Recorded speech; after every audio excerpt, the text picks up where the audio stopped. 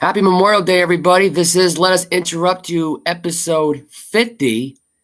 I am solo today doing the show today, but you know what? I figured Michael was not going to show up today because he has to babysit his nephews. He can't do Zoom because he doesn't have a good enough laptop to do through Zoom. I could have helped him out with steps, but it is what it is. So you have me instead today. So I'm not going to try to go too long today, but I got a few stories, including one that just came out apparently today.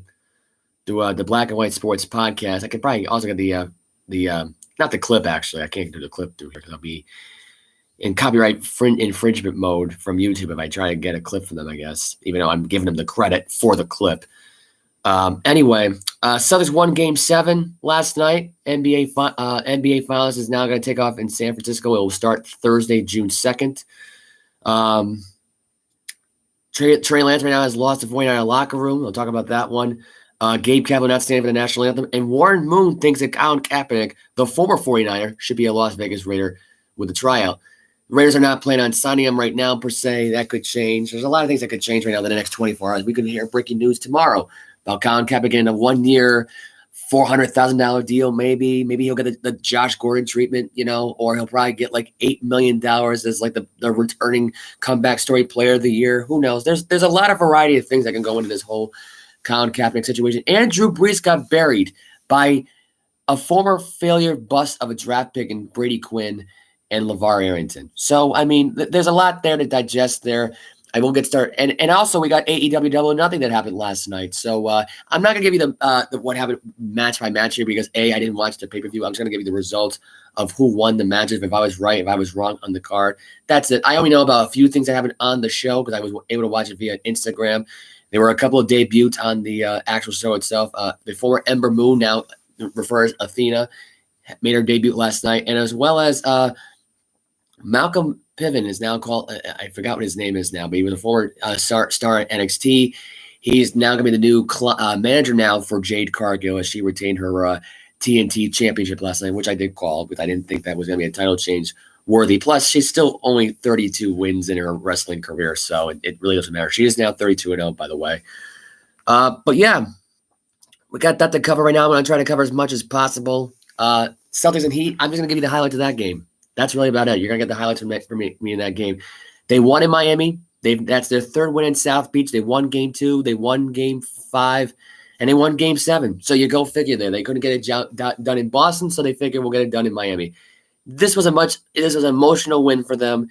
They haven't won in Miami in a Game 7 ever. This was the first time they ever done it here, and a nice way to do it too. In a Game 7 in a much-needed win situation. Jason Tatum is the MVP, by the way. He had 26 points last night. Horford had 5 points last night. Robert Williams only had 2. He was not really that active in the game last night.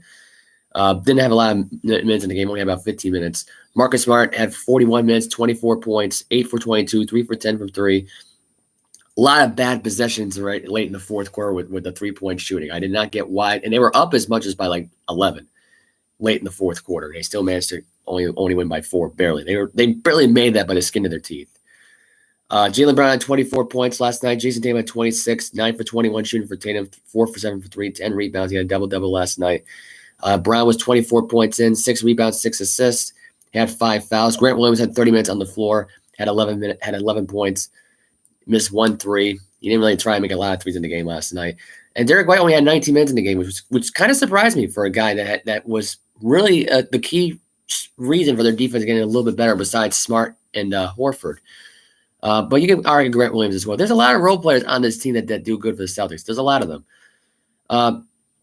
Last night the Heat they just couldn't keep up. They started out hot right out of the gate, and there was nothing slowing that team down. Butler had 48 minutes last night in the game, 35 points. By the way, no points for P.J. Tucker last night. Back to Butler for a minute, though. He had 35 points, 9 rebounds, 1 assist. Abejo had 25 points, 12 for 21 shooting, no threes, 11 rebounds. Lowry had 15 points. He was 4 for 12 in the game, 1 for 6 for 3. Marcus Strutz had 8 points in the game, 3 for 10, 2 for 7 for 3-point shooting. Hero did not get a lot of time in this game. Being out for at least 4 or 5 games, I can understand why. He had 7 minutes, did not do a thing. Victor Oladipo had 33 minutes, 4 for 12, 1 for 7 in the game, 9 points. The question is right now was Hero that healthy and should he have played in that game? No. This was a guy that was put in there last minute. And really, I don't think he even knew he was going to be going in the game because he would have had a lot more time, would have been a lot more prepared for this game 7, especially if you're at home. I mean, if you're at home, you have to win that game 7. You have to. There's no excuses for that. But yeah, Jason Tatum was named the Eastern Conference Finals MVP last night. He was awarded the trophy by Larry Bird last night. Former Celtic legend. I mean, still is a Celtic legend. He was never removed from anything. But anyway, passing off the torch right now. Basically, this was a passing the torch kind of ordeal here because it felt right, Even though Larry Bird passed the torch a long time ago here, it would have been more fitting if it was like someone like Paul Pierce maybe, or maybe someone like Kevin Garnett or Ray Allen maybe. I don't know. It would have been more special there. It would have made a lot more sense. But yeah, it was Cedric Maxwell, announcing it last night. And then which that surprised me because my first thought was, why is the ESPN crew not being a part of this whole thing? And then I realized, I forgot ESPN is woke and they hate the city of Boston, so it makes sense. So they had their Boston team do the award ceremony, which is fine because I actually prefer them anyway than ESPN fakingly doing it.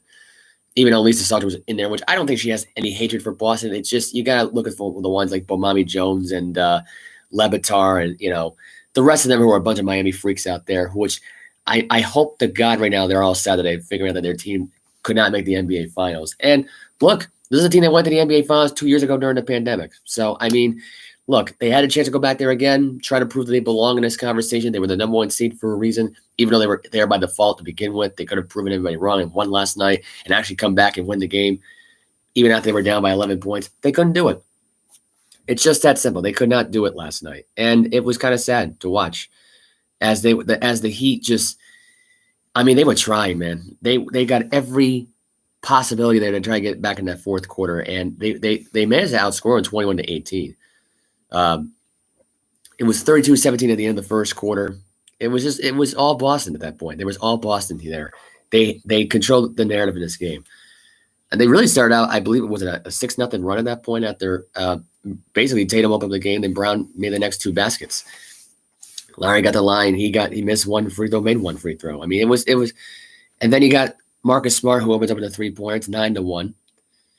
Then it was 9-3 because Butler retaliated with a dunk. Then Al Horford just drilled a 3-pointer. Then Bam Adebayo got his pull-up jump shot out there. Horford made a 3-pointer. I mean, it was one of those nights where you weren't going to slow down this Boston team. They were ready for the jump here. I don't know if they were just like burnt out of fumes at that point in time, and they were just hoping for every minute to hang on at that moment. But yeah, that's what it felt like. Derek White made a 10-foot floating jump shot. Williams made some free throws. He got the line there. Got a 2-point shot and 1. Tatum had a 3-point, made it 20-7. They were on a 20-7 run. Think about that for a minute. You're on a 20-7 run at that point. End of the first quarter was 32-17. Second quarter score right now is now a 41-30 game after Butler made the shot there. Bam Adebayo gets the Heat back in possession there, makes a hook shot, 41-32. Tatum responds with a 3-foot shot, makes it 43-32. Marcus Smart gets a 9-foot shot, so back-to-back basket for Boston. Brown has to get the line, get 2 shots there. Derek White made a 3-pointer, made it 50-34. This game was basically a runaway there. It was 55-49 at the half. Celtics were up by 6. Later on, third quarter, it was just no matter how Miami got close here, it did not seem like they were going to catch up there. Tatum made 2 free throws at the line. Smart had a 3-point shot, making a 9-point game, 63-54. Marcus Smart again gets another 3-pointer after they were up by 11. They extended the lead to 14 again, and now it's 72-58. Butler got a 2-point shot after that. Bam Adebayo had a 2-point shot there that was assisted from Kyle Lowry. Heat are only down by 10. End of the third quarter was basically a 82-75 game. So the Celtics were up by 7. So at that point, though, I'm going to fast forward a sequence here because this was after the so right here, this is about the 5:54 mark. It's about, it's 9-point lead for Boston. Tatum hits a 3-point shot. This was a put-away shot, basically, at that point, 93-81. There was no point of them coming back. But I think Miami just got more aggressive here. It was garbage time in that moment. And Boston was just too cavalier with this, really. Tatum had another shot of that one. It's 95-85. Brown had 2 free throws there. There was one foul call there, and a lot of people were saying this was an elbow to the face. He didn't try to go all elbow to the face here and then take the shot. No, in that moment, he's trying to go for a shot. You got someone grabbing your arm. You're trying to yank him off your arm. You're going for the shot. It should be a foul in that moment there. And, they try to, I think Boston tried to challenge it. The call got upheld. So that was that. Basically, the game was already over at that point. Smart had 2 free throws made at that point. And they had Marcus trying to go for the 3-point at the end there. Horford with a rebound. And that was it. That's all she wrote there. Boston gets to win at home 196. I already gave the points and the stats there before I got to the highlights of this game. And for the first time since 1964, the Boston Celtics will face the Golden State Warriors in the NBA Finals. Go figure. The last time these two met up in the NBA Finals was 64, and the Celtics won in 5 games. So this could be the chance right now for the Celtics to repeat history here. And here's another way of looking at it. Since 2014, 2015, the Celtics are 9-7 against the Golden State Warriors. They're the only team that have a winning record in the span of 8 years, by the way, against this particular team during the regular season, especially when it involves the Splash Brothers and Kevin Durant. So there you go. You got that in a nutshell. You got that little stat right there from me. You got a little historical stat right there. And that's another way of looking at it as well. You got the physical mentality, the defensive edge at this point. Boston's going to be all over these Splash Brothers here. They're not going to be able to take a 3-point shot. They're going to drive to the rim. And don't be surprised that they do that from the jump. Because we've been known for Curry for the 3-point shooting, but he's going to start driving to the rim and hooping, trying to get an and one, trying to get a foul, and trying to get Brown, Tatum, or Smart in foul trouble early. Or someone like Grant Williams in foul trouble early. Or maybe someone like Derek White in foul trouble early. Like there's a lot of ways of looking at this series. Don't be surprised if Curry just becomes more aggressive and takes less threes here, because he knows what he's walking into if he tries to take a 3-pointer or any kind of jump shot, really. But you can't let him get a layup, a jump shot, or anything, because he can make anything. He's Steph Curry. I don't think that's the right approach here in this whole thing. You smother them as much as you can, whether you're in the paint, inside the area, outside the perimeter. You got to do as much as you can. And you got to do the same thing with Klay Thompson, too. Draymond Green, let him get angry. Let him get aggressive. Let him get tossed from one of the games in the NBA Finals. You need to do that here in this case because you lose your defensive edge. Because outside of this, you could say it's Jordan Poole, maybe. You could say it if it's he tried to go low for some steals there and he injures people there. He's been known to do that. To me, make him get in foul trouble early, too. I don't know. Feign an injury if you have to. At this point, and I'm not the guy that says flop all the time and do this kind of stuff, because I hate that about the NBA.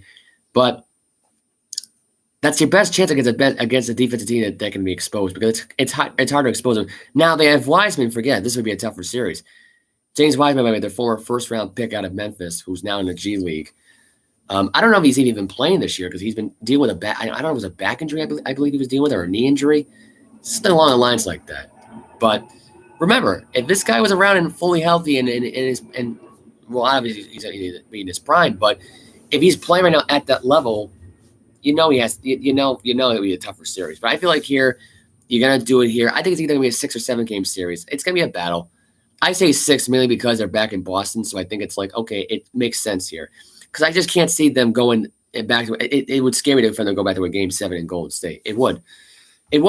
I think Golden State loses game 1. They win game 2. They lose game 3, and they win game 4. I think Boston takes game 5 at Golden State. They come back over game 6. All the momentum goes in their direction, and they win game 6. I think if Wiseman, I think the factor will be here right now is if Draymond Green can stay on best behavior. If he can't, he can. It's understandable. At that point, now it's like, okay, they're going to they're going to be resting now for the next 4 or 5 days. They're going to go back to Boston. I think they're back in Boston now, I'm assuming. But they got to go back out west anyway. I mean, they might be heading out west right now for all we know. I have no idea. So, but yeah, this is a big series right here. This was a big game 7. They deserved it. A lot of people were having doubts about them winning South Beach. I didn't have any doubt about it in my mind. I thought to myself, you know what? If you keep these guys on the floor, you play good enough defense, you can hold that team under 90 points under 100 points. And they did. I mean, they kept them at 96. So what can you say? This was not a good game for Miami in any way, shape, or form. The most they were down by was like 15 points. I mean, there's not much you can do there. Boston led for most of it, really. Miami, I don't think Miami even took the lead once in this game. So you could argue right now that this was not a good finish for the Heat at all. And look, it's kind of embarrassing to take a Game 6 in Boston and then just to go back home to then lose it. To me, like, come on. You need to be more prepared for this whole thing. You do. So I think Boston here in Golden State will be an interesting series. I think the fact that it started out in Golden State, it won't matter. I think, and you kind of look at it and you figure Boston's got a really good advantage, and they know how to game plan well against the Warriors. They do. Marcus Smart will get underneath the skin of somebody on that Warrior team. I'm telling you right now, whether it's Steph Curry or whether it's Klay Thompson or whether it's Draymond Green. Actually, I kind of prefer if it's Draymond Green because that way he can get tossed early. Because Draymond Green means nothing to this Warrior team. I mean, they could probably win a finals championship without him, just not in this case here. I just think realistically it'd be interesting to see what they do head to head here. Who's going to cover who? Because right now, I'm going to tell you this right now. I think Tatum, if Tatum has an off night, then Brown's going to have to step up. If Brown has an off night, then Tatum's going to have to step up. If they both have an off night, then Marcus Smart has to stand up, get to the grill here. Or Grant Williams. Think about that. Grant Williams had taken over a Game 7 against the Milwaukee Bucks, the best game of his career in that Game 7 against Giannis, the defending champion Milwaukee Bucks. If you got to do it here against a Western Conference Final MVP and Steph Curry and a really great stacked Golden State Warrior team, then he has got to do it. He's got to be the man. He's got to be the next Andre Iguodala and be the clutch guy in the NBA Finals and be the MVP and be the dark horse MVP conversation runner at this point, because that has to come into play here. So, but yeah, that is that. And we have some breaking news. Unfortunately, this is not the best breaking news that you really want to hear on Memorial Day weekend. Jeff Glandy, former 2020 first round pick for the Minnesota Vikings, out of TCU, former TCU defensive back, just has been named official. Died in a car crash. He signed with the Cardinals in March. Got into a serious car accident, and they have just pronounced him dead at the scene. He was 25 years old. So that's the breaking news right now of anybody out there who is related to Jeff Glandy. So condolences to the friends and families and colleagues of Jeff Glandy, the former defensive back, and would have been playing this year for the Arizona Cardinals this year. Unfortunately, he is sadly had passed away. So it's going to take a little moment of silence there. And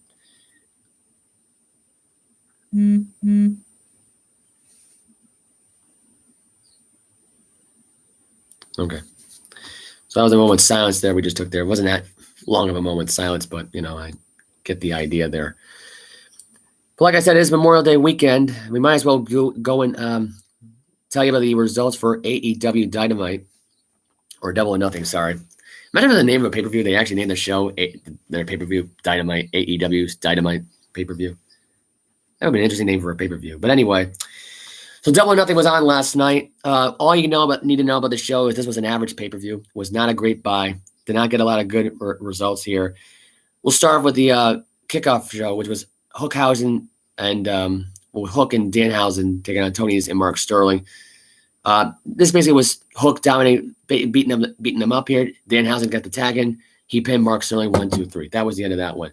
MJF Wardlow squashed MJF. 10 power bombs. That was the end of it. Wardlow got the win. I'm doing this really quick here. Young Bucks versus Hardys. Hardys and Young Bucks were going back and forth. It was a good tag team match. Not the best thing we've seen. I've seen better from these guys. The Hardys actually got the win in this match against the Young Bucks. Not their best showing here. A lot of miscommunication in the end there. Nick Jackson hit his own brother, Matt Jackson, and he kicked Brandon Cutler in the face. The Hardys basically got the pin on, I believe it was a twist of fate by Matt Hardy and a swanton bomb from Nick Jackson. So that was the best moment of the match right now. Was Whisper the wins there. Hardy was moving around weird because his boot was loose. There was a trio of super kicks from the Young Bucks. I mean, basically the stuff we normally see in these tag team matches here.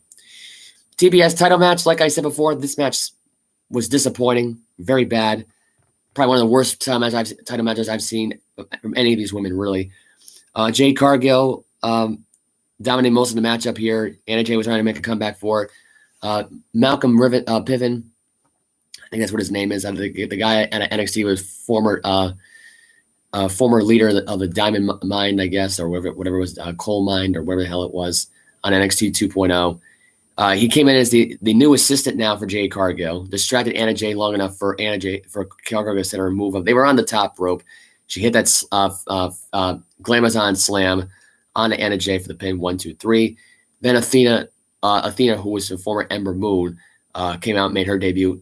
Interrupted Jade Cargill as they were getting ready to assault Anna Jay a little bit more with the baddies, with Kiera Hogan and Red Velvet. Chris Statlander came out, and Ember Moon, a.k.a. Athena, came out, and they scattered away. House of Black took on Death Triangle in the six-man trios match. This was a pretty good match, pretty solid there. It was a little bit back and forth right now with the House of Black. Brody King got some offense in there. Buddy Murphy's got some offense in there. Black Mass was hit by Aleister Black with or whatever they're calling him now at this point. It's not Aleister Black. I'm sorry. I forgot his name now. Shoot.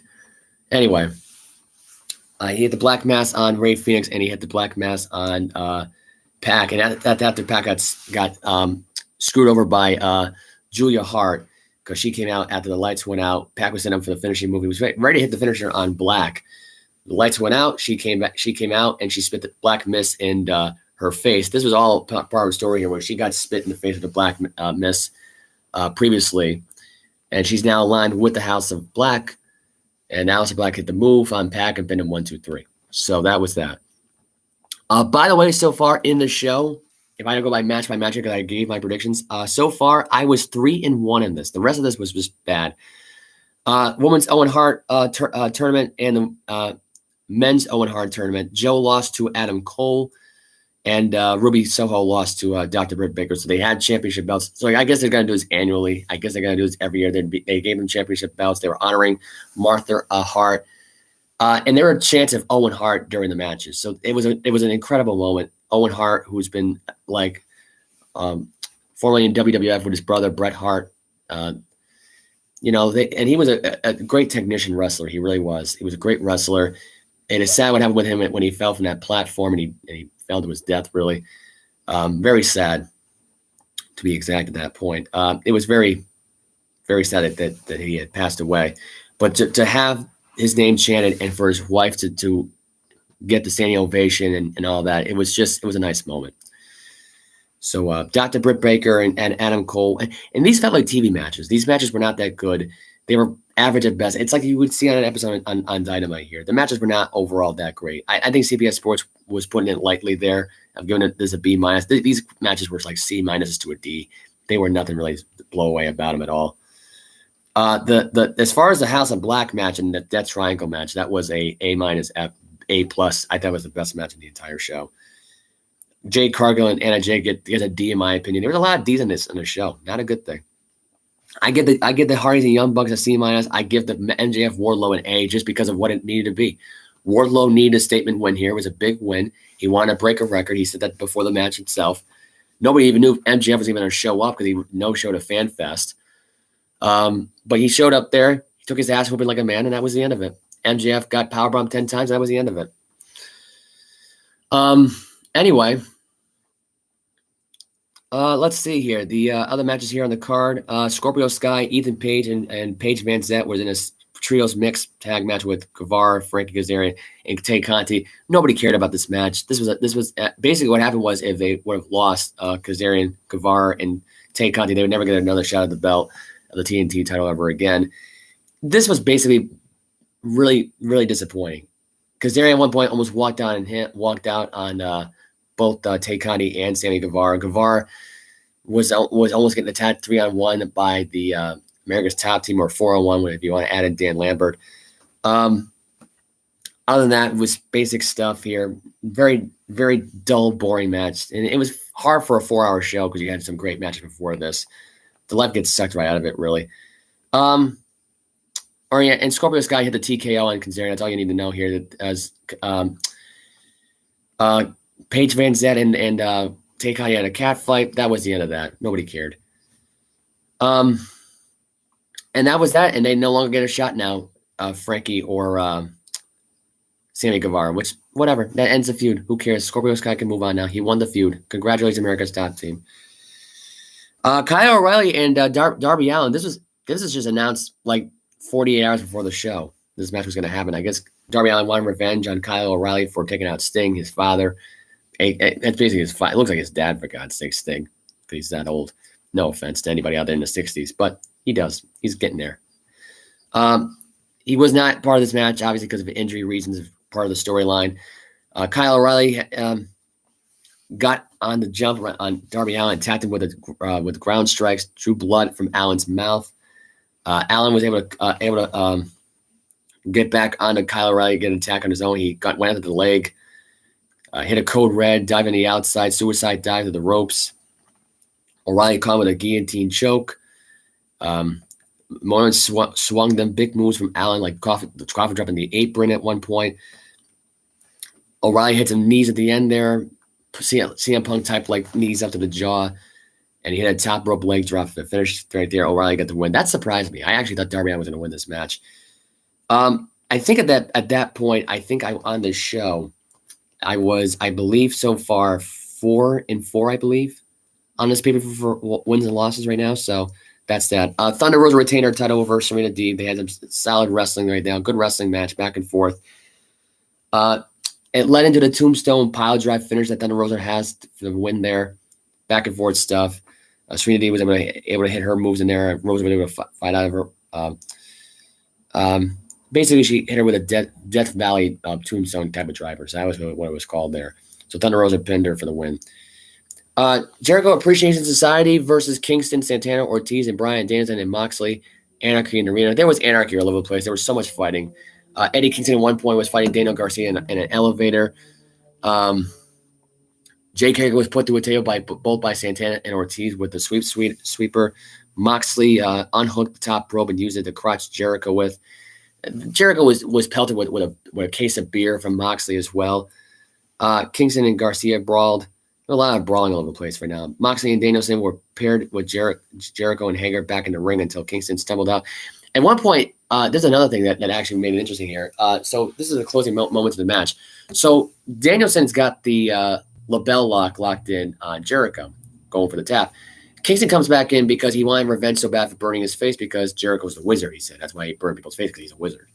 So he's not only a sports entertainer, but he's a wizard. But anyway, so Kingston comes out with a thing of gasoline. He starts dousing Jericho with the gasoline, and he also got Bryan Danielson, which was freaking stupid. There's two reasons why Danielson stopped this from happening. A, he got covered in gasoline, so he didn't want to get set on fire at the same time. And B, he wanted to burn Jericho. And at that point, there was a lot of miscommunication here right now. Then Kingston and Danielson are fighting each other now at that point.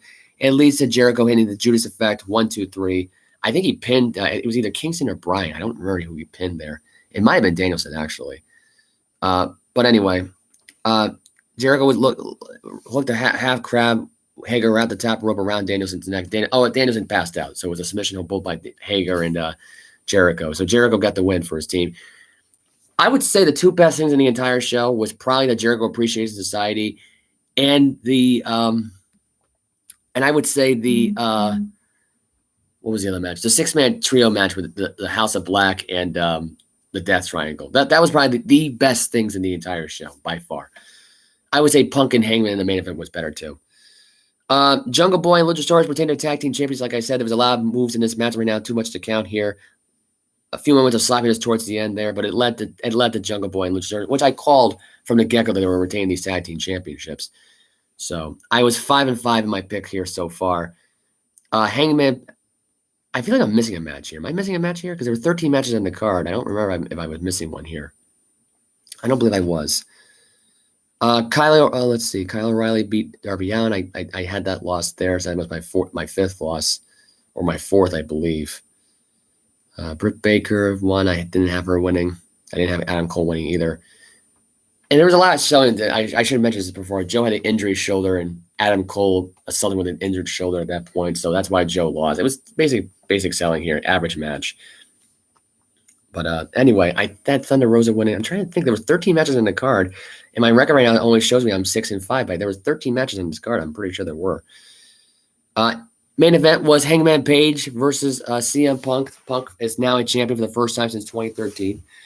Punk looked like he was looked like he was going to take down Page with a mat wrestling early.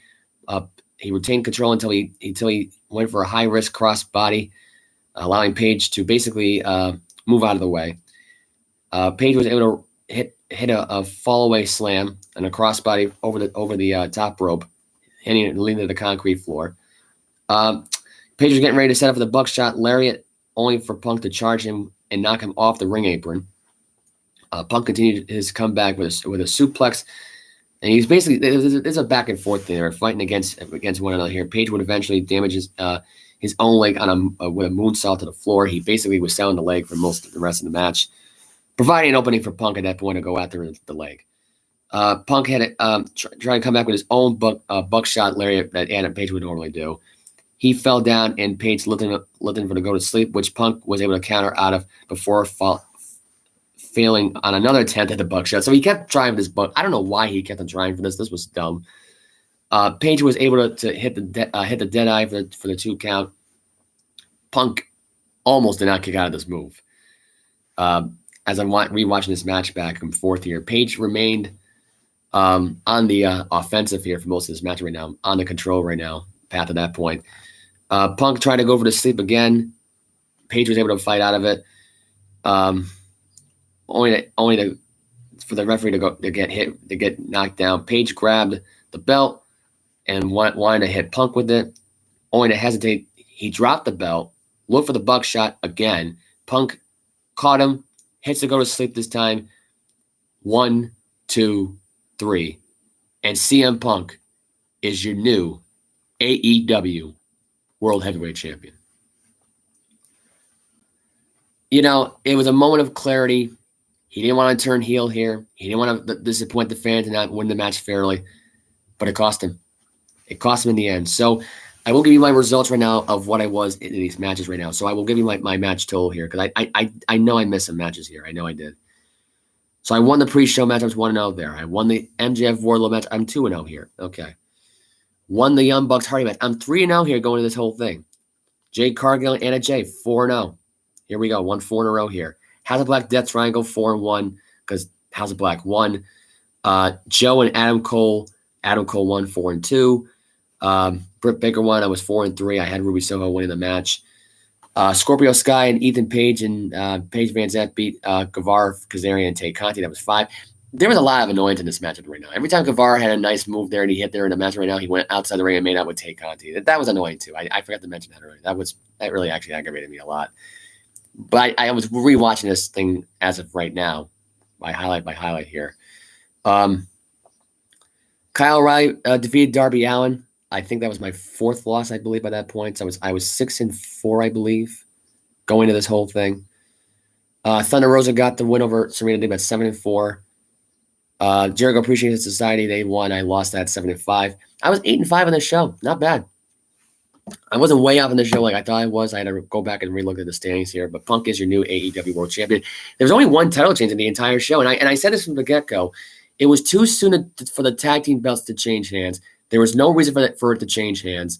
So in that case, there it's fine. I mean, it is what it is. But anyway, yeah, that's exactly what happened now at this point. Anyway. Just to let everybody know right now, if anyone's currently watching this or planning on watching this later on today, you can hit that like button. I know I probably should have. I did make the announcement over the weekend. I hope people actually plan on watching the show later on. We could use more supporters here. Going to go ahead and subscribe. Hit the subscribe button. You're not going to get charged. So don't worry. I'm not going to charge you any money. You don't have to subscribe as long as you watch. I don't even care if you subscribe or not. So that's that. That's my story of the day right now for AEW. Now I'm going to transition right now into the story of the week, which is basically Warren Moon about thinking for Colin Kaepernick. So I heard about this on CBS Sports, or not CBS, well, Black and White Sports and CBS Sports reporting that he should be part of the offense, and basically he thinks that he should be part of a package right now, like the Tim Tebow package and all that stuff. Here's the thing about this whole thing. I actually agree with Warren Moon on this, and I'll tell you why. If Colin Kaepernick is actually serious enough about this, he actually made a commitment of actually showing up and actually going to do the event in Las Vegas. He didn't blow them off. He didn't tell them to go screw off. I think he kind of grew up a little bit. Now, I don't know how much I believe in that I Am the Athlete interview that he did with Brandon Marshall and Chad Ochocinco. I don't know I'm not believing it yet. If this was a publicity stunt, then he would have blown off the practice. In my opinion, right now, this was one of those scenarios where you have to look into this whole thing and say, you know what? It's not a publicity stunt here. He actually wants to play football right now. Here's the thing. I don't think Josh McDaniels wants to coach Colin Kaepernick. I don't think he would listen to Colin Kaepernick. In my opinion right now, this is a guy who hasn't played football in 8 years. Or, I'm sorry, 6 years. So it's been 6 years since he's played as a quarterback in the NFL, right? So we're all well aware of this whole thing. He hasn't played in the NFL for 6 years. He's having his tryout out in Las Vegas. I understand that whole notion. I get it, right? No one believes in Colin Kaepernick. He's probably crying wolf, blah, blah, blah. Warren thinks he should be part of the team, part of a package, be a backup for Derek Carr. Didn't Derek Carr just throw for 5,000 yards last season? Didn't he just lead his team to the playoffs for the first time in 6 years? That's the same Derek Carr, right? Who almost beat the team that ironically went to the Super Bowl in the Cincinnati Bengals in Cincinnati. They fell victim to Cincinnati's first playoff victory in 31 years. Derek Carr just threw for 5,000 yards, was almost tied with Tom Brady last season, right? Now we're going to try to have Colin Kaepernick take his job? Don't get me wrong. I mean, Kaepernick should be part of a team. He should get a chance at this point. As long as he apologizes to every NFL owner for slander and stop with this whole campaign about making change when you don't give a damn about change at all and you're not a poor soul and you made a lot of money in your career. So stop with that lie and admit to that. And then you get the job, in my opinion. That's it. But as far as being a part of a package where you take Derek Carr out, to me, look, if it's for certain run plays, like they want to do a gadget kind of quarterback thing, fine. If it's one of those things where it eventually takes the guy's job away, see, that's what I hate about Colin Kaepernick. He didn't even earn the job. Harbaugh had no choice but to give it to him because Alex Smith wasn't that good. There was never a quarterback competition in that training camp that year, which would have screamed out Kaepernick got the job because nobody even knew who Colin Kaepernick was until he played in that game against the Patriots. And they won there in New England. His name got big after that particular game. You beat Tom Brady in his own place. That's rare. That never happens. So for him to now at this point, and for Warren Moon to go on the record here, this was written in the New York Post. It was written through CBS Sports. I mean, everybody's got covered on this. Even Black and White Sports on YouTube. If you want to subscribe to their podcast, go ahead. They got some great content. They reported this too. John Matrix was the one who came up with the story here, and shout out to him as well, by the way. He's been pretty good. He believes in his mind that Warren Moon's way off base here, and he doesn't think that he should deserve a job, in my opinion. This is all a publicity stunt right now. And they're not big Colin Kaepernick fans, and they all think this is a hoax. Why does he want to play football all of a sudden? He wanted to play football for 6 years. I get that he looks at the NFL owners, and they always push him. Like, it's one of those things where it's like the NFL owners are pushing him away. At the same time, Kaepernick wants to keep playing football, and he's just letting them push him away. I think he does want to play football. I think the whole making a change thing is a publicity stunt, not actually him wanting to play football. Everything else about him being a charity case is a publicity stunt. Making change, being woke, all this stuff. Like the woke people, they're all making publicity stunts to make more money. They want to make more NFTs. They want to make more of this. I understand that. I get the logic behind it. But don't tell me out of this whole thing that this is a publicity stunt that he doesn't want to play football. He does. If he has 1 year of being a backup quarterback and somehow someday they need another quarterback here to start for them, he'll get his chance. He'll get his chance. It's just not going to happen right away. That's all. And if it's one of those things where we want to put him in for a gadget play, I don't see what the harm in that would do. You did it last year with Trey Lance. Nobody complained about it last year when he had Garoppolo and Trey Lance on the same team, same time. Which we'll get more into him about that in just a moment because we got some news about him that just came out right before I started doing this podcast. So, I mean, I don't see what the harm in that would do because the Raiders are ready to welcome with open arms. They're the only ownership out there. They want to take him in. But right now, it must be a battle right now between Dave Ziegler, Mark Davis, and Josh McDaniels right now and the reasoning of why they don't want to sign Colin Kaepernick. Because right now, this is a triple threat match either way. Davis wants him. Ziegler and McDaniels don't. So basically, it's a 2-on-1 situation. But it doesn't favor them, though, at the end of the day, though, for McDaniels or Ziegler because of two reasons. Number one, I don't think Davis trusts in Derek Carr. I don't think he wanted to pay him that much money. I think he had no choice because the team respected him. They all looked at him as the locker room leader. because you already lost Henry Ruggs III. You can't afford to lose your star quarterback too and replace him with a guy who hasn't played football in 6 years. That's not good business either. And you can't let $120 million walk away from you. You just can't. You can't lose out on that money. So in my opinion right now at this point is sign Colin Kaepernick as a backup, use him for gadget plays. It's not a big deal.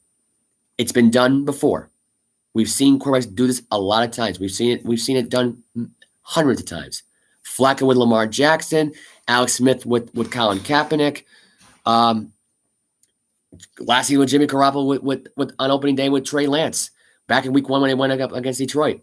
Happened last year too. This, to me, is not a big story. I don't see why people are looking at this and saying, oh, he doesn't want to play football. Who would want to play football in Las Vegas? I'm just curious. The Raiders are all excited about the idea of leaving the Oklahoma Coliseum and not sharing a field with the Oakland A's, which that field looks like crap. And really to have their own stadium finally. And who would want to play in Las Vegas? I know there's a lot of distractions there. I know there's a lot of drama there, but I mean, it's kind of good business for both Vegas and the NFL to have a team there. And in this case, right now, if you want to get into good graces for Colin Kaepernick, if you lose viewers over it, look, there's nothing you can do about it. I think that the one time that a fan would actually see Colin Kaepernick eventually stand up for the flag here is he puts his hand over his heart and he says the whole national anthem. You know they should just do out of spite in every game that Colin Kaepernick has to play if he does get a contract in the NFL? They should tell him that, hey, since you wanted to kneel down for it, now you want to be the one that stands for the national anthem again right now at this point, why don't you go out there and sing the national anthem? And every game, whether it's a road game or a home game, he's only the only one that has to sing the national anthem. To me, that's good business. And a lot of fans would want, and honestly, at this point, it's not even that much money that he'd be getting out of this. He's only going to get about $5 million, if not less than $1 million. So what's the harm in that? There's no harm in that. In my opinion, that would actually be the really the full swing of things, a complete 180. This guy went from kneeling down to the flag to actually singing the national anthem while playing football. Gets his career back. Granted, he wouldn't be playing unless Derek Carr comes with a torn ACL the next season and Kaepernick has to take the team and carry the team on his shoulders. That'd be one hell of a story right there. $120 million quarterback tears his ACL. That'd be a huge story. That'd be all over the NFL. That would be nonstop news. And not only would you get that fan base back, but and I think there's another reason why, but the NFL ratings have gone down besides the whole Kaepernick thing. People are sick and tired of looking at Roger Goodell's face. I'm tired of it. I've been tired of it for years. I've been tired of it since the day he stepped foot as a commissioner back in 2007. I have been done with Roger Goodell. Absolutely done with him.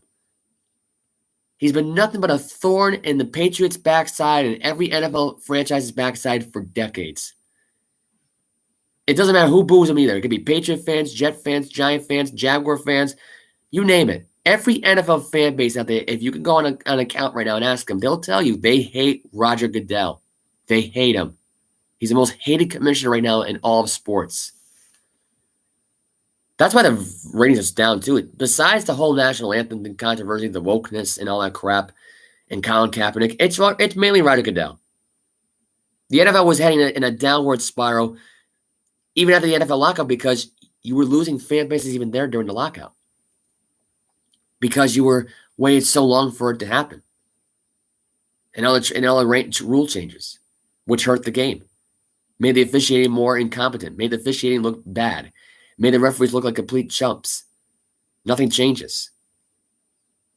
So that's why you had your viewership gone, mostly from the NFL. And look at this past year with the Super Bowl. One of the most disappointing Super Bowls of all time in Super Bowl 56, in my opinion, being in Los Angeles. It was so bad that it took two crappy officiating calls late in the game in the red zone to help the Rams win their own home field advantage. They needed the referees to give them the win. You know how sad that sounds if you think about that? Let's say you're hosting the Super Bowl and your team needs the worst two holding calls in the history of holding calls to give you those calls so you can get the W.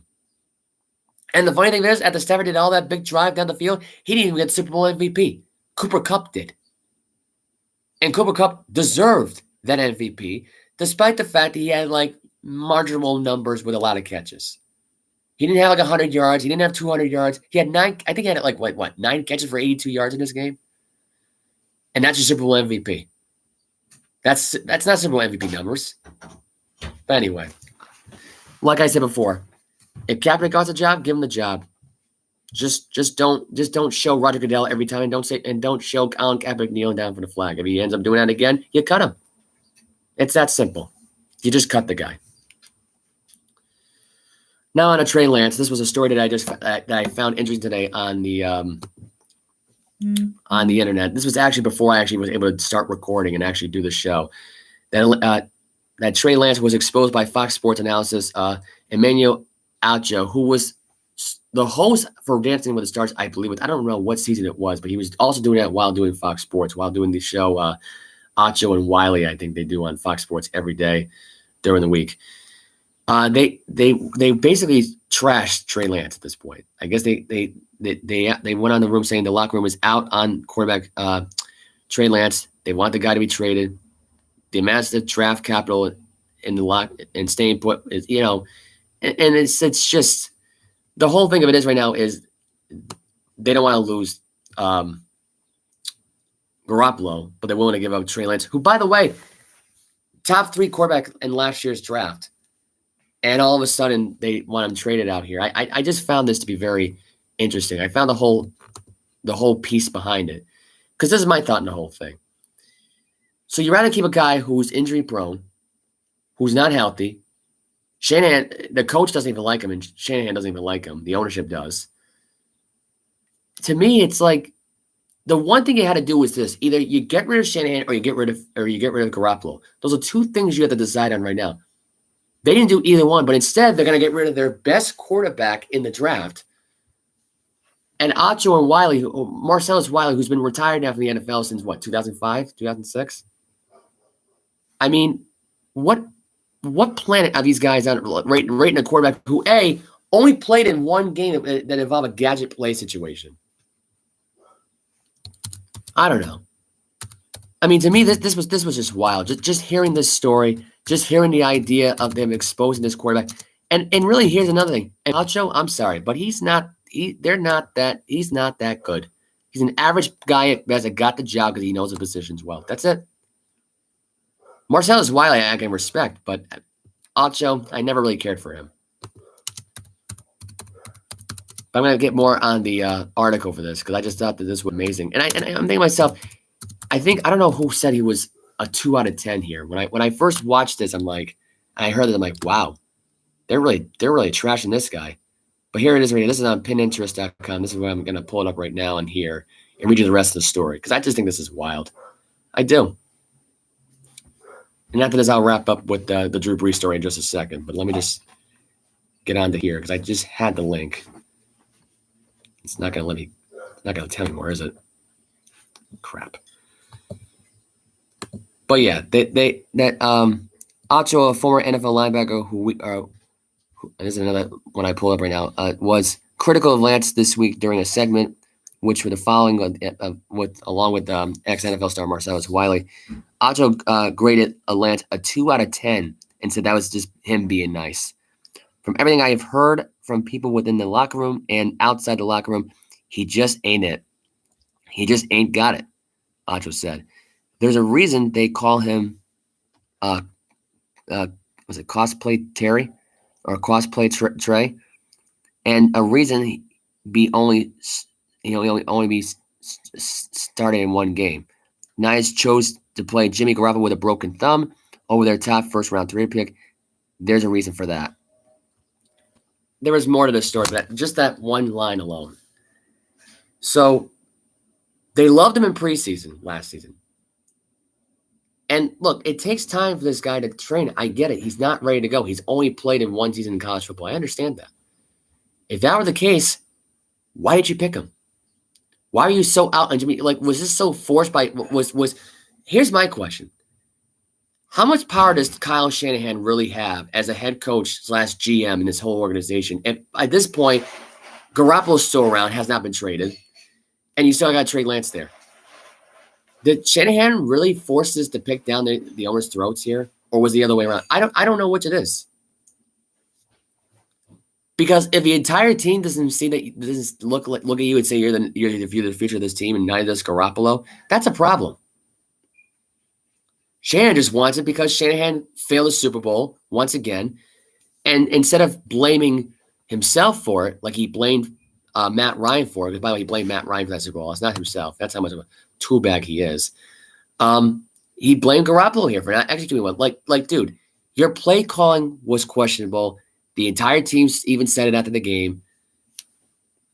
What is there more to say? But this was really pathetic. If you ask me, from a standpoint right now where they're giving up on this kid after one season, and look, I don't know how much he needs to know. Garoppolo just took you guys to an NFC title game in Los Angeles. What is there more for this kid to learn? This happened apparently 3 days ago. I'm surprised I even got this now.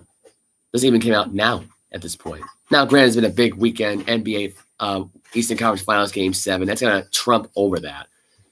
But boy, this kid's not getting a good look. A one-play Trey. That's what it was, not cosplay Trey. I read the quote wrong. But yeah, why was being nicer by giving it a 5 out of 10? So I got the article from here from Broble.com/sports/article. There's still time for Garoppolo to get moved, and this becomes Lance's team, but Acho doesn't show sure that's a good idea for the 49ers. In my opinion here, give the kid a chance. Why are you going to call this kid a bust after not even being a full-time starter in the NFL? I just don't get that logic there. I don't understand. And Marcellus Wiley giving a guy a 5 out of 10, that's actually a pretty good compliment for him. Acho, I think, honestly, was really too critical because he's a gadget. You put him in a gadget situation. Of course you got him, and it only got one play out of it. I don't know why Acho went as far as to roast him like that. I just think that was kind of weird. And Acho, I don't think really had that much of a great career anyway in the NFL. He's not really remembered for anything.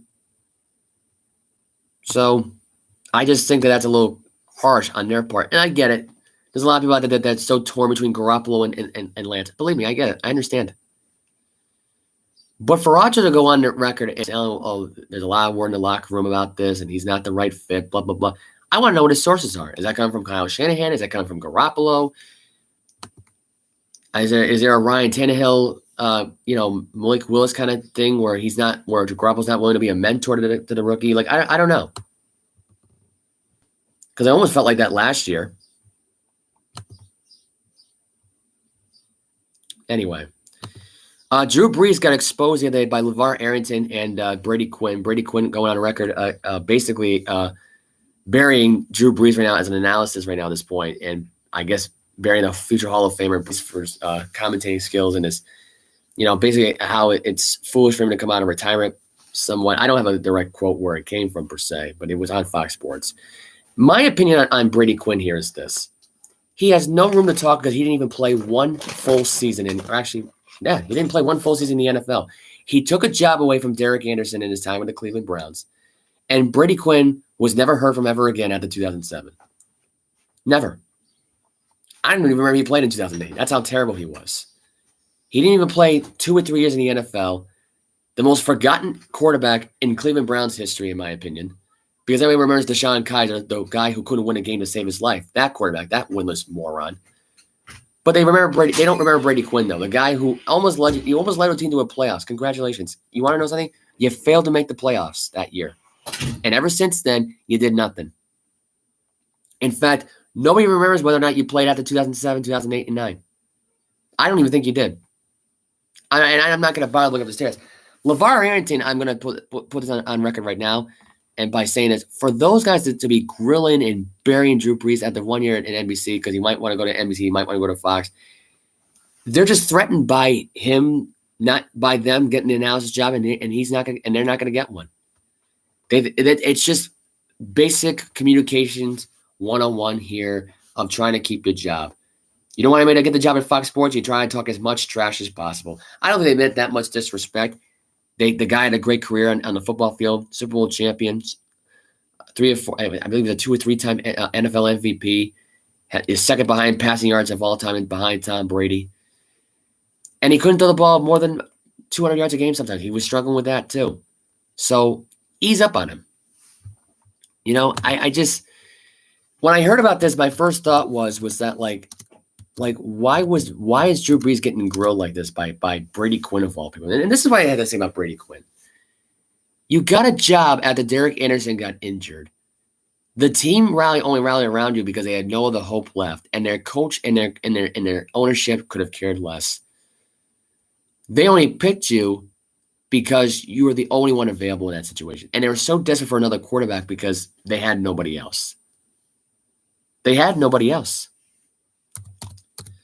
I mean, I just like, but to me, it's just insane because like for Brady Quinn, like in his analysis, I don't think it's that great either. I gotta be honest. I can see why Brady Quinn has never been heard from in over 10 years. Boy, can see why that's the case. This is what this was. I'm going to give you the exact quote. This is from sportsillustrated.com. I get the thing to load up right now. It'd be great, but Wi-Fi here is not that great. So I'm going to give you just about a few moments or so. This was written by Daniel Chaffigan, two former NFL players. This is what the thing is. Blast Drew Brees after his short stint at NBC. Look, it's not for everybody right now, and you got to know the room. You got to know the room in a situation like this. And I think NBC knew it. Says here, after 1 year at NBC, Drew Brees has reportedly left the network looking for a different opportunity in broadcasting. However, Brees himself didn't confirm the news with a very strange tweet nearly 2 weeks ago, which left the possibility of him of a with him return from the Saints. A lot of people are saying no because they got Jameis Winston last year, who started out great until he tore his ACL. If he didn't tear his ACL, who knows? Maybe he would have had a deep run in the playoffs. However, Saints coach Dennis Allen pumped the brake on any potential Brees return, saying the two sides haven't spoken. Meanwhile, two former NFL players are skeptical about Brees' versions of his events on his Fox Sports radio show. Brady Quinn acknowledged Brees seems to be in a difficult position trying to figure out his next move. It feels like this report got out initially that he had responded to become someone, leaked it, Quinn said. So he's not really wanted by NBC. He's not really wanted by the Saints. Maybe he will end up with Fox, but that's a tough pill to swallow if you're first ballot future Hall of Fame and you're not getting any love right now. Radio partner, Quinn's partner, Lavar Arrington took a more direct stance on Brees' situation. Or maybe he's acting out because that's what he's used to feeling. He's just not as popular as he thinks he is. He's not as loved as he thinks he is.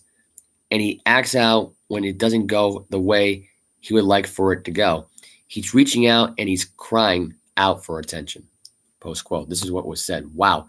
And I thought Quinn went after him a little bit hard. This is a little bit more from Arrington here. Now that I'm more reading about it. I was just more offended by the Brady Quinn quotes because Brady Quinn had a crappy career and LeVar Arrington had a more better career. Nothing blow away from Arrington's stats at that point. But to me, here's my opinion. For now, Brees is in limbo, but here's my opinion about this from this standpoint now going forward. What is with the burials here? You know what I mean? Like, Drew Brees had one bad year. Oh, he's going to suck forever. He could get better at broadcasting. He could. He could get another shoulder surgery and can help his and by the way, the shoulder surgery that he had was on his left shoulder, so it wasn't his throwing shoulder. But here's my opinion about the whole thing. Y'all got to stop with the whole burial bull crap. Seriously, one bad stint with NBC, and I get it was a good one. When I look back and I'm like, he wasn't right with the right crowd. He wasn't. When he was with Dungy and Rodney Harrison at one point, it's like, okay, that was the right crowd for him. But when he was with that, I forgot what the girl's name was, and Chris Sims, and the other guy who does the statistical stuff, the data stuff, wasn't the right fit. And for Arrington to say he wants to cry out for attention, I'm looking at it, I'm thinking to myself, all right, he wants to leave NBC. He's going to look for a different approach in life, and that's it. You know, as Drew Brees hasn't gone on Twitter every day saying, hey, I'm going to do this, or he's like one of those obsessed people who will go on social media and post about everything they do on a daily basis. Oh, I just ate breakfast. Oh, I just took my dog for a walk. Oh, I'm here to get some tampons for my daughter. Like people will post about that crap too. Like they'll go on record and say, "Oh, I did this today. I did that today. Oh, I went to the dog park today. Oh, I went to the store today and they didn't have any paper towels, so I couldn't get that, and they didn't have the milk I wanted. Or they, you know what I mean? Like to say that Drew Brees wants attention, he's an attention seeker. To me, look, he put out one tweet. It's not like the guy's active on social media every day. It's not like he's having relationship problems with the wife at home or the kids can't stand him being around. We haven't heard any of that, if you notice. And nobody would even care anyway. But to say that he's crying for attention, this tweet came out, this came out, what, 3 weeks ago? And the fact that you're going to go basically burying the guy's career over this posted, and this guy's a future Hall of Famer, so it's like, and he can show you a thing or two about how good he is on the football field. But for Arrington to take it like he's crying for attention, he wants everyone to talk about him and love him, I just don't see that. Now, I've seen people talk about that way about Tom Brady, and does Brady act like that way? Sometimes, but you know what? At the end of the day, he gets our attention by winning another Super Bowl championship, or he breaks another record. I love it. If he wants to reach out to his people and express love, then go ahead. It's different. It's more genuine. And Tom Brady love trash talking. Who knows? Maybe Drew Brees could be part of the golf match this week on Wednesday. He could be part of that this week. Maybe he could be broadcasting that with Ernie Johnson. See what he does. You can learn a lot from Ernie Johnson doing that. I don't know. If they already did the Black Masters this week. I think they're intertwining with that as well this week. I don't know if they've already done that. But yeah, I mean, this was a wild story. I don't understand what the point of that even was. I mean, if they were just calling for the job and maybe they want Drew Brees in there and they're not happy about it, I don't know. I don't know why anybody would even want to listen to Brady Quinn anyway, considering all he seems to do anyway is just have his own show. I think at one point he was the college football analysis too. So I'm thinking to myself, like, how would this guy go from the college football level of analysis perspective to an NFL analysis? And that he wouldn't fit the room in there.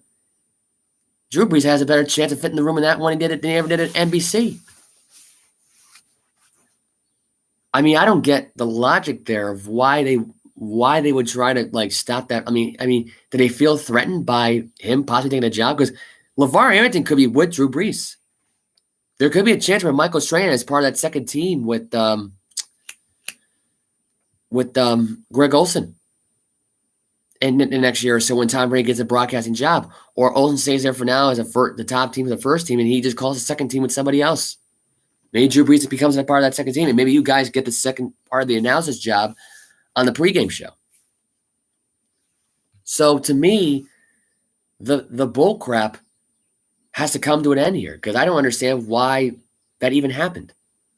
Why there was even a need to respond to a story like that came out 2 weeks ago. Now, if Drew Brees wants to go back and roast them, I'll go back here on this platform on a podcast again and talk about it again. But I just can't see Drew Brees retaliating in that way. I don't believe he would. I don't see the necessity point of doing that. It wouldn't do anybody any good here for this whole thing. And I think realistically, you're not doing anything differently. You're not going to make the guy. He's not going to go after you for this. So what's the point? I don't know what the point of that even was. And I think realistically, and for Brady Quinn, why was Brady Quinn even part of this conversation? This is a guy that couldn't even last more than a cup of coffee in the NFL. Lavar Arrington has been a part of some tough defenses over the early 2000s. He's a very accomplished player who will probably be in the Hall of Fame someday.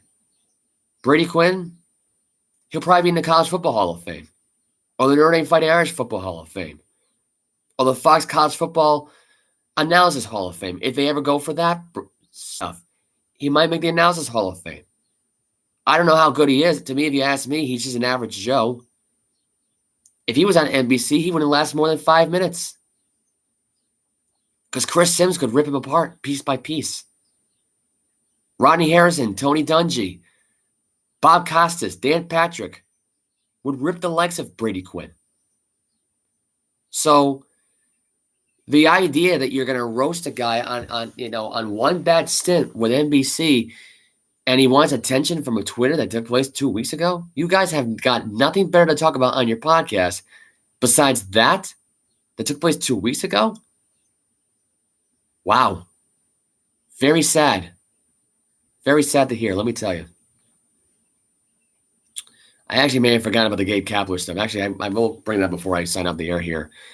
Gabe Kapler, the former Red Sox player, former teammate took the liberties to talk about how he was not going to stand for the National Anthem at the Memorial Day. He's going to do it for Memorial Day weekend. But it is most likely not going to be one of those things where he'll be standing for the National Anthem anytime soon. In fact, it's gotten to the point now where he's drawn first blood here by pissing off the former managers here. I was able to find out who he got support with right now. Tony La Russa was one of those guys saying it's disrespectful to the armed men in service and all that. Alex Cora is all in full support. He understands why he's going to do it. In my opinion here, this whole Gabe Kapler stuff, to me, I don't get it.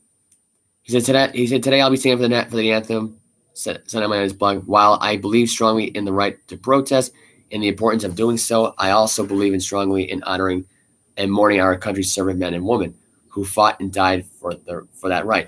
That's what the national anthem is about. So the fact that he's not going to do it on this day, I commend him for. I don't commend him for this. Kapler has been involved on the field during the national anthem as a protest following this last week's school shooting right now because he's not comfortable with the way his country's going. Look, it's another school shooting. It's another president not doing a damn thing about it. Every president is going to have their own ego and not do anything for their country and keep the money in their back pockets. That's how this goes. Is it ridiculous of how many we've had this year alone? Absolutely. And you want to know my theory on the whole thing of it is? It's just nutty kids out there with AR-15s who don't give a crap and want to shoot up the schools. Because they have parents who won't discipline them and they don't even want to have kids in the first place and they don't even care how the kid even turns out. So that's my opinion. It's just bad parents with really bad kids who don't give a crap. And they should be freaking shit out in a boat somewhere out in Canada. Put to work. Have their guns taken away. Have their rights taken away. Work out in a coal field somewhere. Or send out to Cambodia in a box, in a body bag. That's where they belong. Jail ain't going to do anything for them. And they'll just go out on good behavior. Ship them out the box somewhere, put them in a different country, and let them get abused forever. Look at China. They abuse their people every week. They'd be perfect. That'd be perfect for them. That's probably why we still align with China, ourselves with China, even though they gave us this deadly COVID-19 virus. But anyway. But for the idea for him to be suspending to protest this whole thing, to me, I think is outrageous. There are many of managers here who didn't like the idea, and there were some who supported it. And I think to myself, that's pathetic. It's pathetic that he's doing what he's doing. Because what kind of person does all this? Goes out of his way to do what he has to do. And I just don't get it. I don't understand it. I don't understand what the notion is behind this whole thing. This is according to ESPN.com. This is, by the way, what was said here. Tony La Russa says he both likes and respects San Francisco Giants manager Gabe Kapler, but disagrees with his former protest as it relates to the last major shooting. Was not too thrilled about that. 19 children, by the way, and 2 teachers were killed in that elementary school shooting. Just FYI, anybody knew about the Ulvalde stuff. But look, it's just going to keep on happening because there's no senators out there that want to vote on the gun control and all that stuff right now and actually want to take away the AR-15s. They don't want to do it. They want to have the power. They want to be able to make the money from the guns, and that's it. That's just the way it is. This country is in a complete crap hole as far as I'm concerned. Lewis reiterated that for Kapler's intentions, but he thinks his form of protesting is disrespectful to the servers and men, which I agree with 100%. Anybody that disrespects the flag, in my opinion, they If you don't like how our country goes, stay home. Don't be disrespectful and start a trend again and do the Colin Kaepernick protest style in 2016 all over again. This is basically baseball copying the NFL. This is basically Gabe Kapler looking at Colin Kaepernick saying, I'm an inspiration. The difference is nobody's going to even know who your name is after 2 weeks. People actually forgot you were in the league. And now you're going to make a name for yourself. Why? Because you're not happy with how our country's going? Go protest Joe Biden. Go to the White House, and when he tries to sing the national anthem, tell him, take your national anthem and shove it. Get rid of these freaking guns. I don't know. Because protesting and sitting in the locker room to me and not going out there with the players, now you're going to have your players start doing it now. And now there's going to be an effort now where if the Giants, let's say the Giants win the World Series this year. Let's just say hypothetically they win the World Series.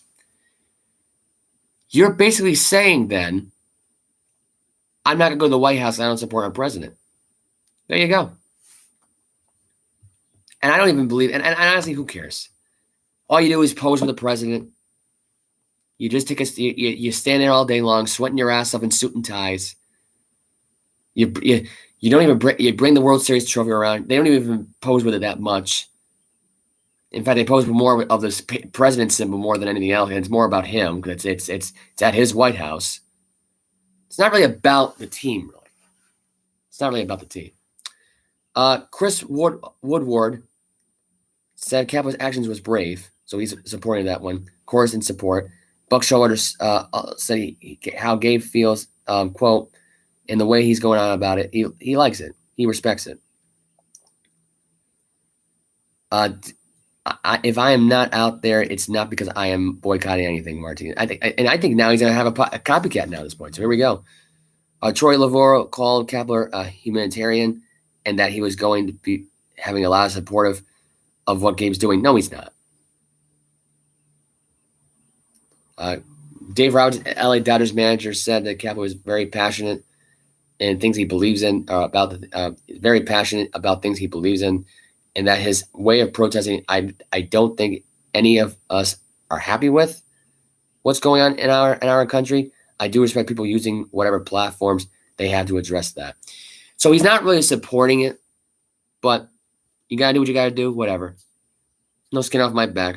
He didn't ask permission from me, so don't come after me with it. That's basically what that comment is. The one that says he's a humanitarian, though, if you're a humanitarian for questioning the Constitution, questioning the national anthem, you're an idiot, in my opinion. And no wonder why your team sucks. Martinez also went on saying everybody has their own views and preferences. Gabe's own is his own person, and Gabe does what it wants to do. I do things differently than Gabe.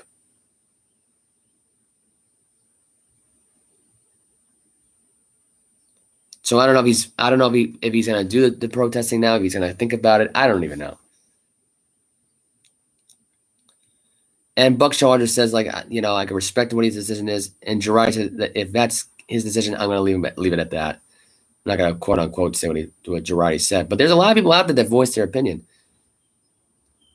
I don't know if Wood was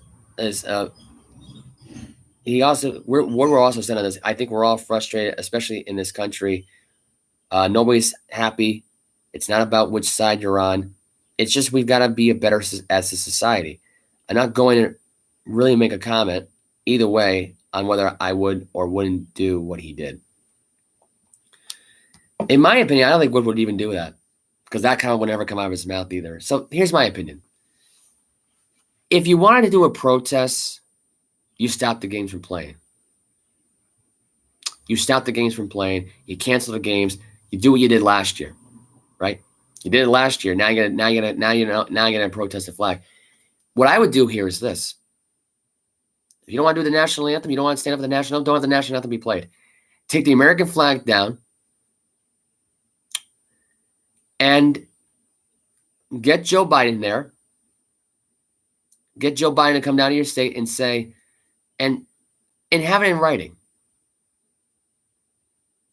Do this, and we'll put the flag back up again, and we'll start playing. I would say cancel all your games and not play baseball. If you're going to protest about this, don't have your team play baseball the rest of the year. What good is it? Have the American flag taken down from your stadium. That's the end of it. You want to talk about a real protest there? See, kneeling down for the national anthem and not standing up for one thing. But imagine taking the American flag down from your stadium and removing it from all baseball stadiums. That's a real protest right there. And instead of singing the national anthem for America, sing it for Russia, sing it for Germany, sing it for Canada, sing it for Venezuela. If they got a national anthem, I don't even know what the national anthem is. Do the Brazilian national anthem. Just don't do the national anthem of the United States of America. That's your protest right there. Don't have anybody sing the national anthem. Do all the other countries. Don't do China or Japan, though. Or North Korea. Don't even do South Korea. Just do any other country besides the other countries. Do the Switzerland national anthem. Do the, do the Ireland national anthem. The Irish being the national anthem for Ireland. Do that. But there's no point if you're not with the national anthem, don't bother singing the song. Don't bother having played any more of baseball. Don't bother having the American flag put up. In my opinion, if you're that strongly against our country, then go through all these other national anthems in spite of the president. The problem is, though, we got a president right now who has no idea what the hell he's doing. He has no idea what the hell how to run this country. And I don't mean to get in politic mode right now, but when you have 288 mass shootings in this year alone, and we're not even in the halfway point of this year yet, we're close, but not there yet technically, that's a problem. And for anybody out there that thinks that the senators really care about us, they don't. They put more money in their back pockets. This is not even a real job. It's just an excuse to screw around the country some more, steal more money out of Americans' pockets, not pay the taxes, let the people who come in here illegally and not pay their taxes, let this shit happen all the time. Who's to stop them at this point? And honestly, will they even care if you protest the national anthem? Hell, they might not even watch even baseball anymore because of it. I say good. The more you protest, the more you get rid of all these senators and these politicians out there who think they're interested in sports, but really all they care about is taking your money. That's it. If there's another mass shooting, they'll just do the write a condolence letter, put it on my Twitter page, put it on my social media page. They hire some intern that wants to do work underneath the guy's thumb and kiss his ass. He's got to do all the dirty work for him. That's how this works. You got people out there who say, take away the guns, take away this. And, you got people out there who support guns. And you got some people out there who aren't in support of this, the anti-mask this, anti-gun this. It just, at the end of the day, you need a gun, but don't use it to shoot it at a fucking school. Excuse my language. I just think that whole idea, that whole narrative about this whole thing to me is absolutely ridiculous. That now we're at this conclusion now where we're going to have a manager now who's going to sit up in the dugout and not do the national anthem. The players are going to do their own thing because they don't really care about this. All they care about is their money. They feel bad for the kids, but at the same time, it's not their kids, so it's not their problem. That's what the people's mindset is today. I get it. I can respect it. You feel sorry for them. You're not close to them. You don't have that kind of attachment. I get it. But when there's a constant issue with gun control in this country, the national anthem is not about gun control. It's not about the race. It's not about the woke. It's about people who actually let you live in this country. Because right now, if they lost every war, we wouldn't have a country. We wouldn't have a president. We wouldn't have a government. We'd all be dead probably. I wouldn't be able to do this podcast right now. Let us interrupt you would not be a thing if it wasn't for the United States of America. You got the land of opportunity. You either make it or break it. That's why I do this on YouTube. It's a make it or break it kind of thing for me. But to go on record right now and to say, I'm going to protest the national anthem because I don't feel comfortable with our country. If you don't feel comfortable with our country, then don't do the national anthem. I don't even think at this point, the national anthem to me is like, how many times we got to keep playing it? You know what I mean? It's like the point now, it's like, okay, we're at the game, you sing the national anthem, and then you're done with it. Just get to the game. Because that's what you're really saying, because you don't really care about the national anthem, if that's the case. You're one of those people out there who really just look at our country and say, well, it's not getting any better, and it's not going to. So forget that notion. Forget that idea that that's even a thing. Because in reality, if this country was going to get better, then we would have impeached the person who was in charge as a president a long time ago. And the problem is no one wants to let it out. No one wants to let up on it. They're waiting for the day to come where Donald Trump loses again to Clinton or loses this time around to Joe Biden again. Like, because they're in a mindset, though, this is how Democrats think. Oh, he didn't lose. Hillary Clinton didn't lose for a third time. We're not stupid. But it's going to happen this time around. We're going to beat it. We're going to beat it this time. And we're also going to have him beat freaking Joe Biden. This country is in a crap hole because this country does things completely backwards. Whether it's gun control, immigration control, woke control, charity overload control, having other countries dominate us control. That's 5 things right there that's wrong with this country right there alone. I'm not going to go on a 2-hour spring about it, but those are the top 5 things. This country is not going to get out of the predicament it's in until they start to realize these guns are a problem. You're going to have people walking around with AR-15s for the rest of our lives, and we're not going to be able to be safe in our own homes. We can't go out to a grocery store without being in fear for our life. We can't go to school without being in fear for our life. Like we can't go to the movie theater. We can't go to the playground. We can't go to a baseball game. We can't go to Barclays Center in a basketball game. We can't go to a football game. Because we're in fear of our lives. Because we can't have a normal life. Because all these centers want to do is basically say, you know what? I see no harm in this. Have an AR-15. Why not?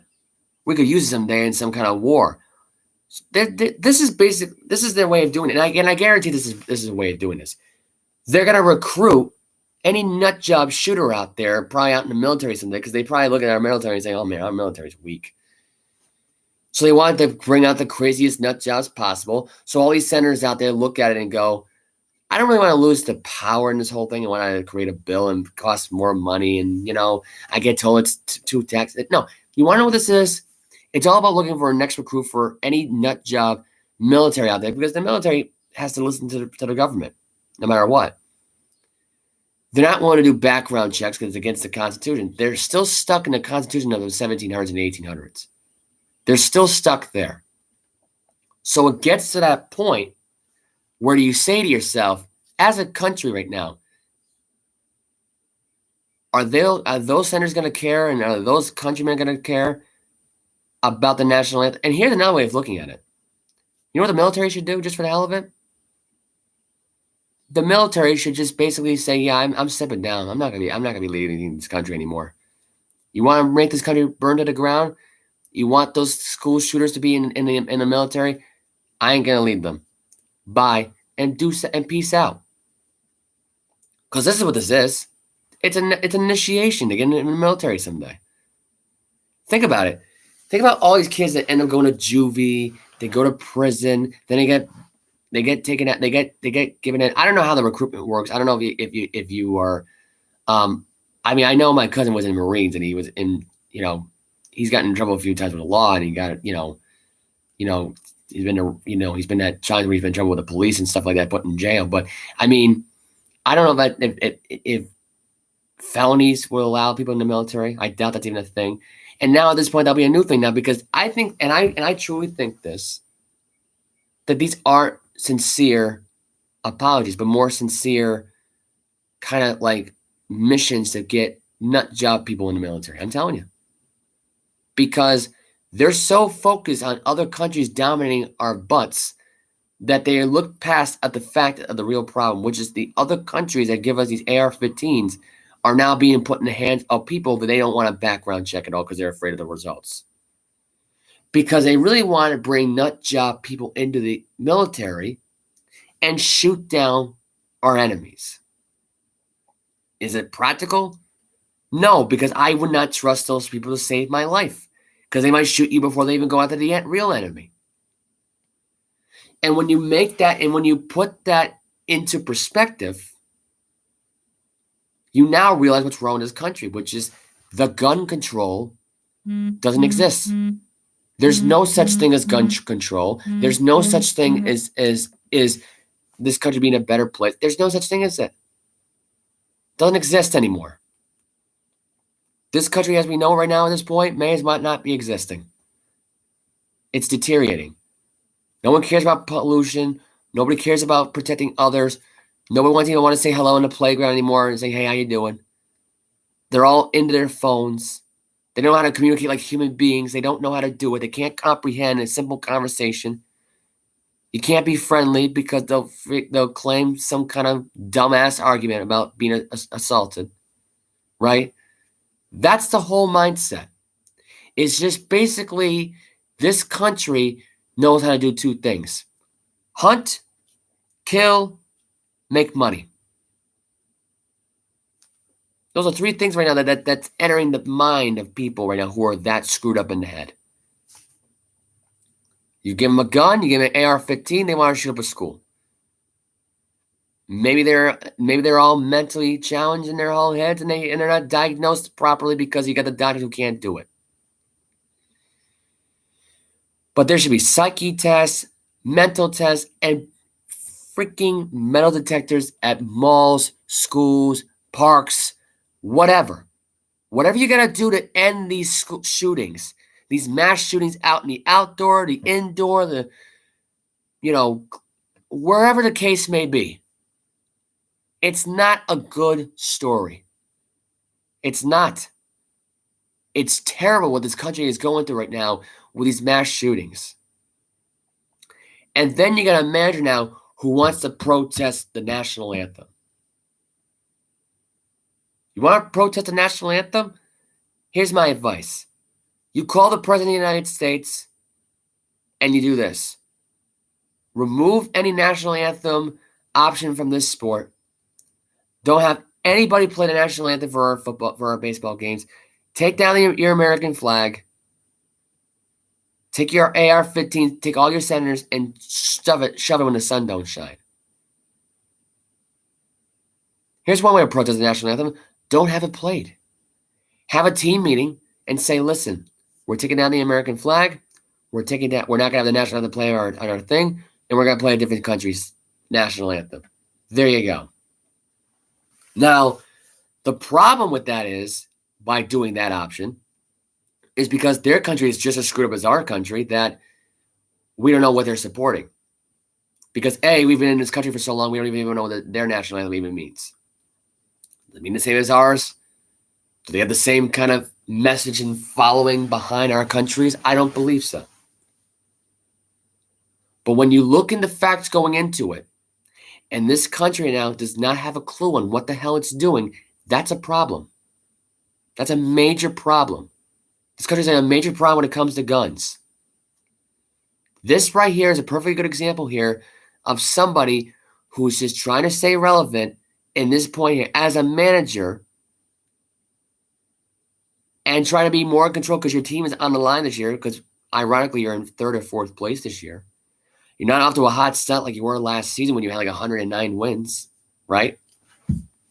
So I get an idea why I just protest the national anthem for absolutely no reason at all in order to make a statement because I don't feel comfortable with how this country is going. There's inflammation, there's COVID, and there are now 290 school shootings, making up for 2 years because of the pandemic. That's what we're getting. We're getting return of mass shootings because we have a different president in office. There you go.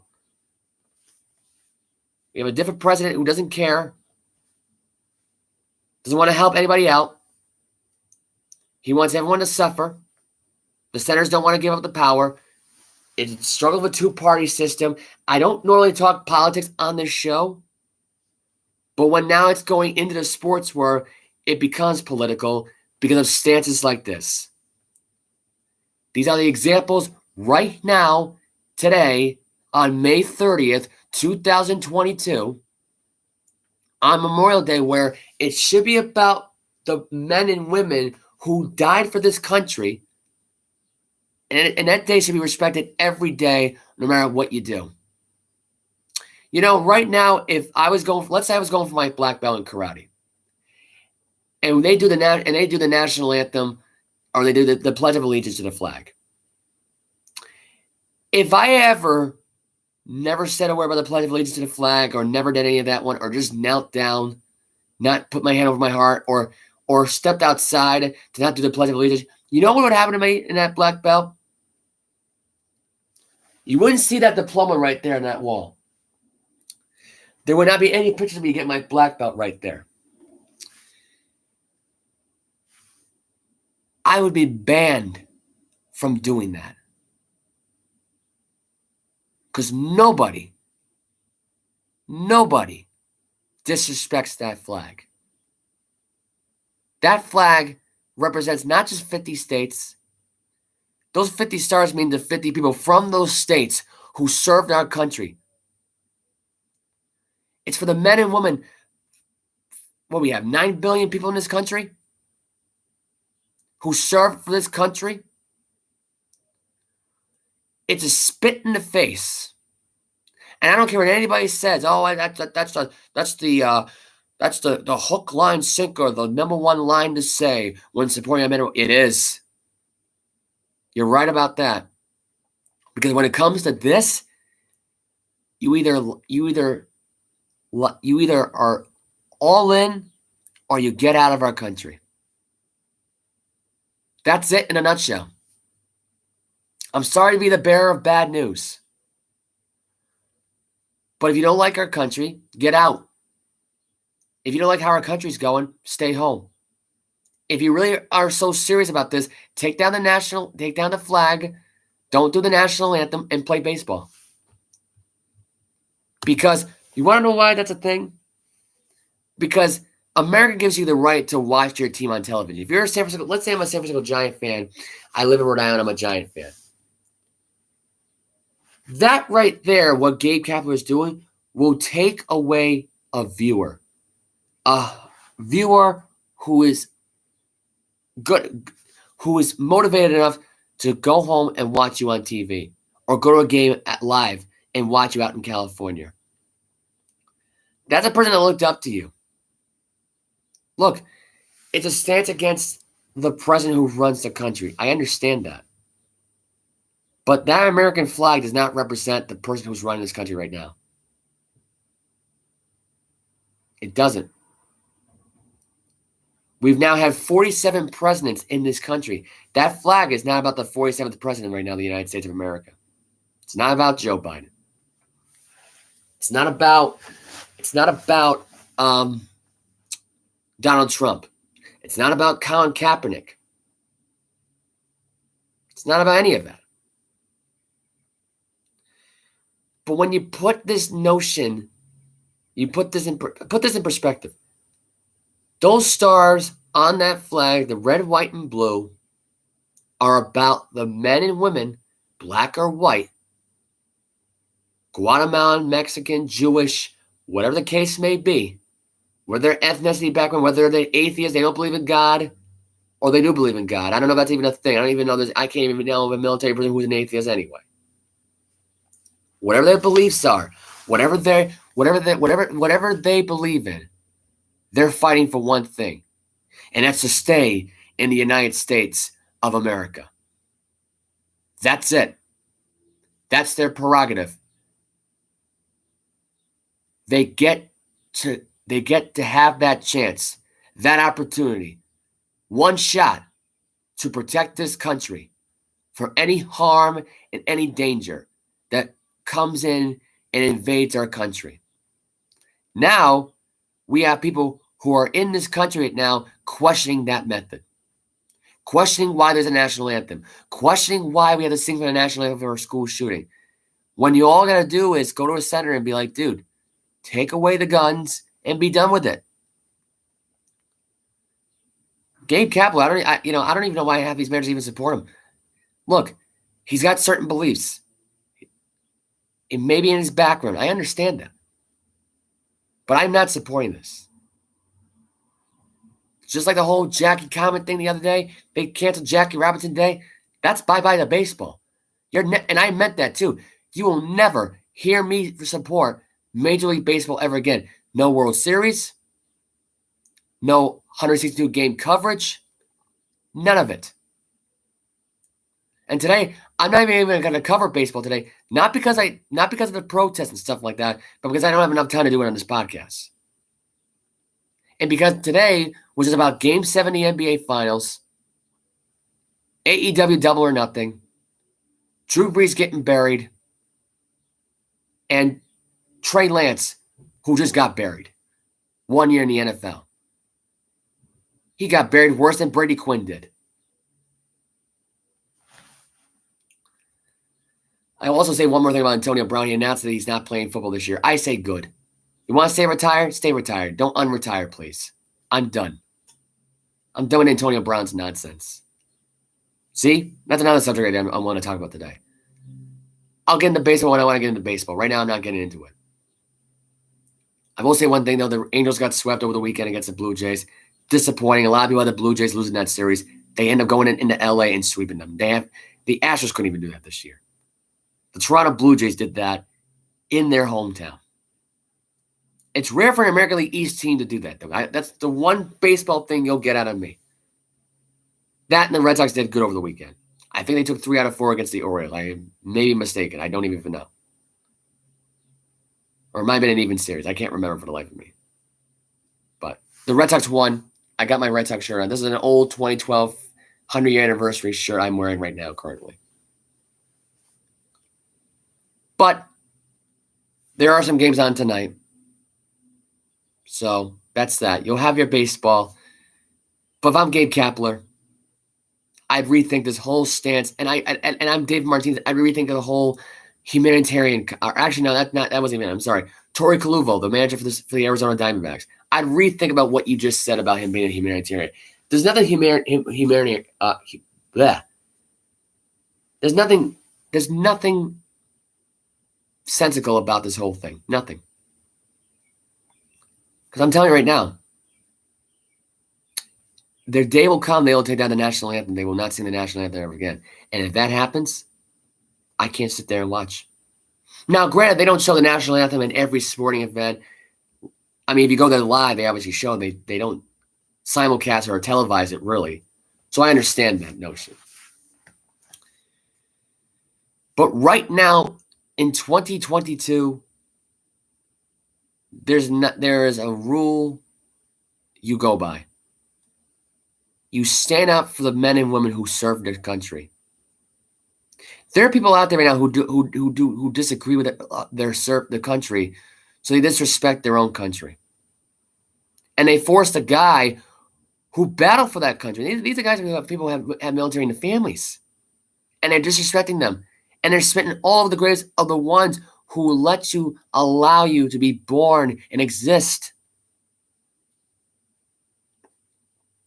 That's the thing that drives me insane. Baseball's had a really crap week. First, the whole Tim Anderson thing with a Jackie comment. Then you have the Gabe Kapler stuff. Then you find out that you have the Detroit Tigers allowing transgender surgeries in support for kids that are under 15 years old. That's disgusting, in my opinion. It's not been a good week for baseball, which is why you're not going to get a thing out of me. And I think my boy Mike right now is hoping for the day I stop talking about baseball. He probably is. And you know what? He may get his wish. He may get his wish. What is the point of all this? I got nothing. Why even support a sport right now that's allowing all this wokeness to happen? That allows all-star games to be moved to a different location based on the direction of a country that has nothing to do with the sport, with government's belief. These athletes get taken to a point where they bring politics in the game. There used to be a time where politics were separate from the game. Now we're just bringing them in. We're just allowing it to happen. And you want to know why? Because they just want the attention, these senators. That's it. They want to be heard. And now they're heard, they don't like it. They don't like sport athletes calling them out. They don't like normal citizens calling them out. They don't like it. Well, too bad. Fix the damn country. Fix the problem. But it's never going to get resolved because you got a two-party system. And to me, all they're worried about is who runs the Senate and who runs catering for their food meals. That's all they care about. They care about the money flow. They care about the taxes they don't want to pay. They figure out ways not to pay their taxes. It's absolutely pathetic. And that's how I'm going to end my show. Because that's it. You know the social media drill. Happy Memorial Day. I'm out of here. Goodbye.